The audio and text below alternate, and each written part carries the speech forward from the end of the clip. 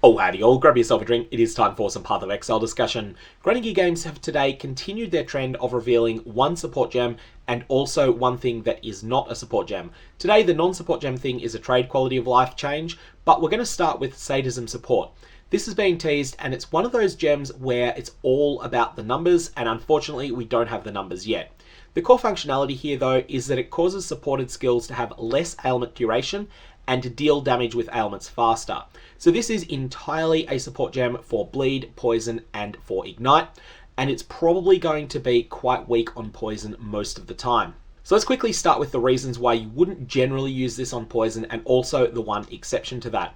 The reason you don't want this on poison builds generally is that poisons can stack on an enemy, and broadly speaking, you just want to get as many poisons building up on a monster as you can, and you don't really care all that much how fast your poisons tick down.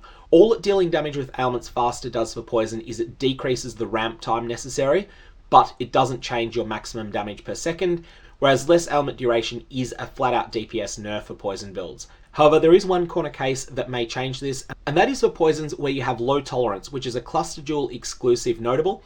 And the interesting thing about cluster duel exclusive notables is that you can have a lot of them if you want. So low tolerance causes poisons that you inflict on non-poisoned enemies to deal 300% increased damage.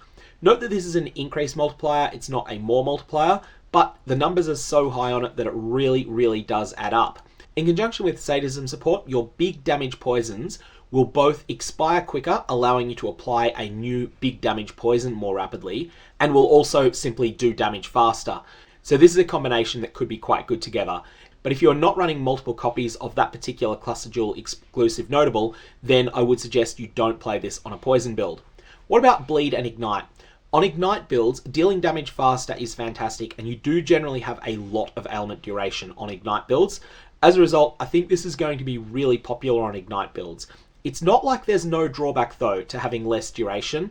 If, for instance, your duration were to drop from 3 seconds to 1.7 seconds with this gem, and I am just making those numbers up, we don't have any hard figures on it, this means that you need to spend more of your time actively reapplying your ignite causing skill on whatever boss you're fighting, and that's going to be a non-trivial drawback, especially given that you may also want to consider using Swift Affliction support, and these two are going to both decrease the duration of your ailment. And so you'll have to keep that in mind. It's going to be a bit of a balance. It's not without drawback, but the raw power should be there. Now, bleed in some ways is somewhere between poisons and ignites in its mechanics. Bleed is not numerically in a good place at the moment, but who knows what the patch notes will bring. Crimson Dance is the thing that really transforms the way bleed works. Bleed without Crimson Dance works a lot like ignite.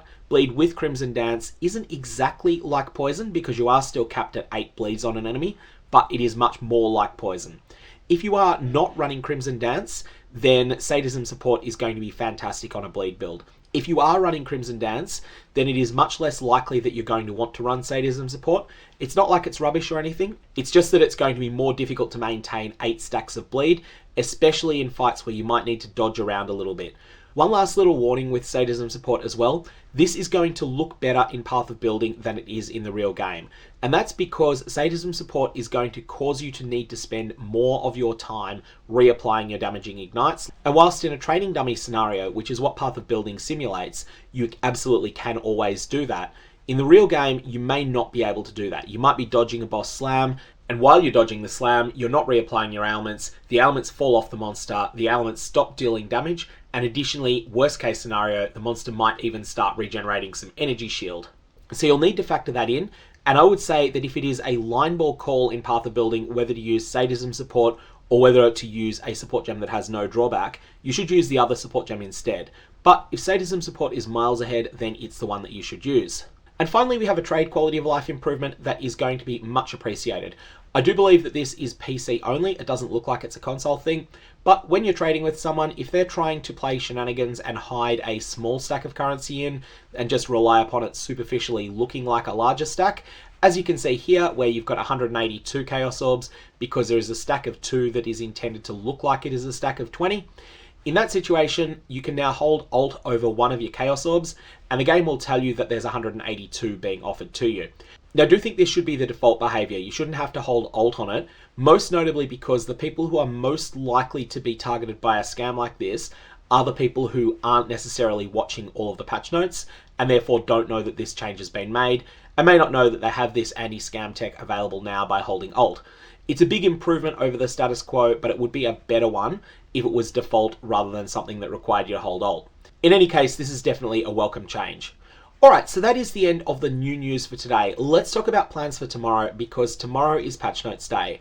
My plans are that I'm going to run a stream on this YouTube channel where we're going to talk about all of the patch notes. This will either be my first or second look at the patch notes, and I can't yet give a specific time as to when this will be because we don't know when the patch notes are going to be up. It could be when this video is 20 hours old, maybe 24 hours old, or maybe 28 hours old. We'll have to find that out. Once that happens, we'll go through everything in the patch notes and then we'll go back and have a quick think about some of the existing builds that have been popular in 3.21, what the consequences of the patch notes are for them. And then after having a quick look at the consequences for the top builds of 3.21, we'll then have a look at builds that don't currently exist in 3.21 or that aren't popular in 3.21 and have a look and see what looks like it might have some potential. So that's my plans for tomorrow, but for now, I'm going to leave it there. May Evolobs have interesting results and I will see you around.